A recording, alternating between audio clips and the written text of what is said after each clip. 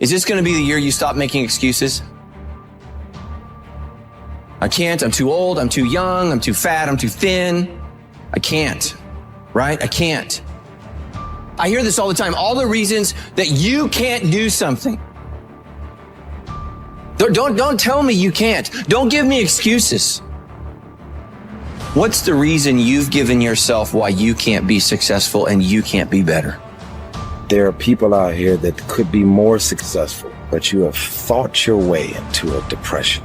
You have thought your way into gravitating and moving into the direction of anything and anybody that's negative. Everything about your life that you've decided that you want it for yourself is so negative, but yet you're expecting to produce positive results. And it doesn't stop if you don't make it stop. So recognize the excuses are not valid. They aren't. They're trumped up. They're conjured up. They're fabricated. They're lies. Then how do you stop the lies? You stop the lies with the truth. And the truth is, you have time. You have the skill. You have the knowledge and the support and the willpower and the discipline to get it done.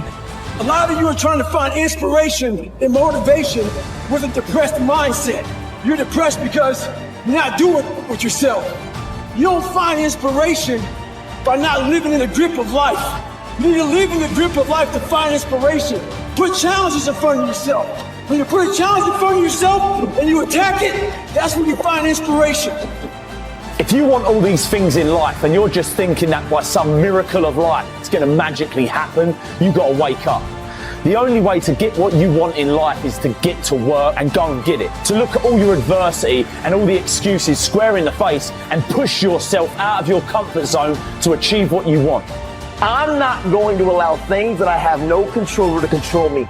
The only way to go about doing the work is get raw and get intense, get angry and aggressive, and make it happen for yourself. These test days, guys, these are the days that test your qualities. They test your characters. They test who you think you are. They test your fortitude. They test your endurance, your discipline, your grit, your dedication, your determination, your mental toughness, your character. Everyone wants to feel like a winner. And feeling like a winner requires that you win. You get the feeling of the winner by completing a task 100. When you do this repeatedly, eventually you develop the habit of completing the tasks that you begin. When this habit of task completion locks in, your life will begin to improve in ways that you cannot today imagine. In psychology, the reverse is always true. The incomplete action is a major source of stress and anxiety. In fact, much of the unhappiness that people experience is because they have not been able to discipline themselves to follow through and complete an important task or responsibility. If you have ever had a major assignment that you have been putting off, you know what I am referring to. The longer you wait to get started on an assignment, and the closer the deadline approaches, the greater stress you experience. It can start to keep you up at night and affect your personality. But when you finally launch into the task and push it through to completion, you feel a great sense of relief and well-being. It is almost as if nature rewards you for everything that you do that is positive in life. At the same time, nature penalizes you with stress and dissatisfaction when you fail to do the things that move you toward the goals and results that are important to you. Pick something, right? Pick something, a nameable goal, and then try to implement it. And what'll happen is you'll learn a lot by trying to implement it. And one of the things you might learn is what a slightly better goal might be. You know, because if you try something diligently and you succeed or you fail, you're going to learn from the effort expended in the detailed implementation of the goal. It's going to inform you. It'll also transform you physiologically. It does that at a very basic level, neurophysiological level. You will be slightly different as a consequence of the attempt. And what that'll mean is that the next goal you pick will be a little more suited to you. And so it's this kind of pathway, right? It's like maybe the goal you should be attaining is here, but you don't know that because you're clueless. And so you aim there. Well, it's better than there, and it's not nothing. It's not cessation of movement. And, you know, if you're supposed to go there and you go here, but you walk diligently towards it, you're a little closer once you get to here than you were here. And it's this oscillating self-corrective process that leads you to the final star. And you have to be willing to engage in erroneous experimentation to manage that, but it is a self-correcting process. And so one of the things I always talk to my clients about is, well, let's try something, you know, and we'll reserve to ourselves the right to alter our trajectory. And then I would use as a corrective there, because you might say, well, how do you know when you're not just giving up, right? Instead of thinking maybe you need a different goal. And I would say, well, you can, if you're really concerned about your proclivity for self-deception, you can enter into a contract with yourself that you won't replace any goal you've set with a goal that's easier. And so you can switch your goal, but it has to be a little harder so that you check yourself against that tendency to withdraw and avoid and be self-deceptive. And that works like a charm. And if you do that with some degree of diligence, your goals will get better and more attainable, and you'll get happier too, because you don't experience happiness except in relationship to a goal. And that's really worth knowing. You know, and that's another thing to think about too. If your life is meaningless, well, you're not pursuing a valued goal. I mean, you might be depressed too, and sometimes that can be like an illness, you know, something that is really wrong with you. But a good rule of thumb is that if you find no joy in life, there's a very low probability that you're pursuing a goal that you regard intrinsically, like in the depths of your temperament, as worthwhile. And that's technically true, because we do in fact experience most of the positive emotion, let's say, that's associated with emotions like joy. We experience that in relationship to a goal.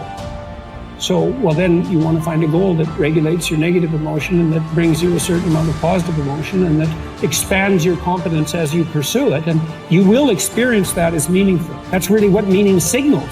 Meaning signals you're doing all those things. You say, well, that's not real. It's like, don't listen to the semantic chatterbox so much.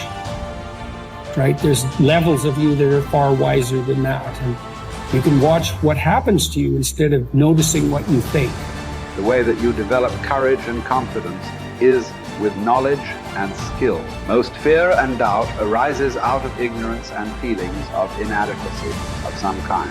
The more you learn the things you need to know to achieve your goals, the less fear you will feel on the one hand, and the more courage and confidence you will feel on the other. Think about learning to drive for the first time. You were probably extremely tense and nervous and made a lot of mistakes. You may have driven erratically and been a danger to yourself and others. But over time, as you mastered the knowledge and skills of driving, you became better and better and better, and your confidence increased. Today, you can quite comfortably get into your car and drive across the country with no fear or worry at all. You are so competent at driving that you can do it well without even thinking about it. The same principles apply to any skills you need to learn to achieve any goal you can set for yourself. There's some times where the mind gets overwhelmed and you cannot slow it down, but by these certain tools I developed, by not allowing your mind to get away from the moment. You have to think about the exact moment that you're in. But I saw when I was younger, the moment became too big. When it became too big, I spazzed out and I would quit. But now I don't think about even like an hour from now I'll be eating. I don't even go there. Because then your mind, no, we must embrace this, because now you have to be a leader in this moment. It's not about you just getting through it. I had 5 guys, and 6 including me, in my boat crew. Now I was the boat crew leader. So now another trick is this: if you don't think about yourself, there's no pain. Which can also lead to pain later on in your life. But in these moments when you're struggling, if you are a true leader and you're worried about your men or women beside you, your mind doesn't care how cold you are. Your mind's only worried about taking care of the men and women beside you. So I started realizing, man, if I take care of these cats and I let them right in the worst moments, my mind is no longer thinking about, you're miserable, David Goggins, get the hell out of here. You think about, how was John? How was Andy? How was Sam? How was Pete? How you guys doing? You're not thinking about me. So there's so many things you can do to get outside your own head to then allow your body to just be like, hey, we're just a machine. But you have to let your mind be able to process all these different tactics to do that. Take a different vantage point in life. When you are in the hell, you can't see the beauty of being in it when you're in it. Get on top of that mountaintop in your mind. Get on top of that mountaintop and look down on what you're doing. You can see a whole different world, and that world is beautiful. But you gotta get a different vantage point in the suck. Don't be in it. Spiritually, get out of it. Get that soul. Look down on what you're doing. Be amazed by the process of where you're at now and where you came from.